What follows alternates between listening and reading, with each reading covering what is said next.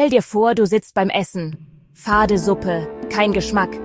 Eine Prise Salz und alles lebt auf. Genau so beschreibt Papst Benedikt XVI. Die Rolle der Christen. Ihr seid das Salz der Erde. Heute tauchen wir ein in diese Botschaft aus dem Evangelium Matthäus 5,13, zeitlos und herausfordernd. Und Jesus sagt in der Bergpredigt, ihr seid das Salz der Erde. Wenn das Salz aber fade wird, womit soll man es salzen? Salz war im Altertum Gold wert. Es konservierte, würzte, reinigte. Christen sollen so wirken. Die Welt nicht fade lassen, sondern Geschmack bringen, sie erhalten und erneuern. Benedikt XVI. Greift das auf, um unseren Glauben als transformative Kraft zu erklären.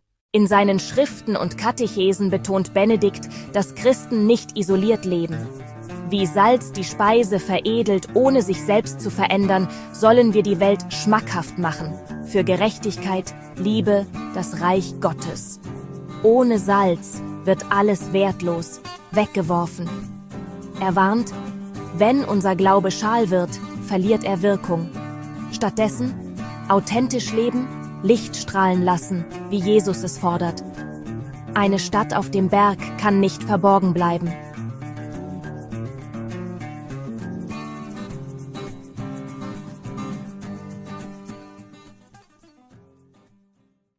Wie werden wir Salz der Erde? Durch Nächstenliebe, Schweiß, Mitgefühl, Tränen, Standhaftigkeit, Blut der Märtyrer. In unserer Zeit Engagement für Frieden, Umweltschutz, soziale Gerechtigkeit. Benedikt mahnt zur Verinnerlichung des Glaubens, nicht nur Worte, sondern Taten, die die Welt würzen. Pro-Tipp: Fang klein an, hilf einem Nachbarn, teile Hoffnung. Bist du bereit, Salz zu sein? Lass deinen Glauben wirken.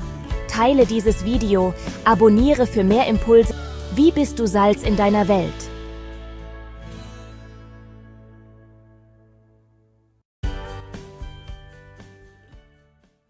Danke fürs Schauen. Gott segne dich. Sei Salz, sei Licht.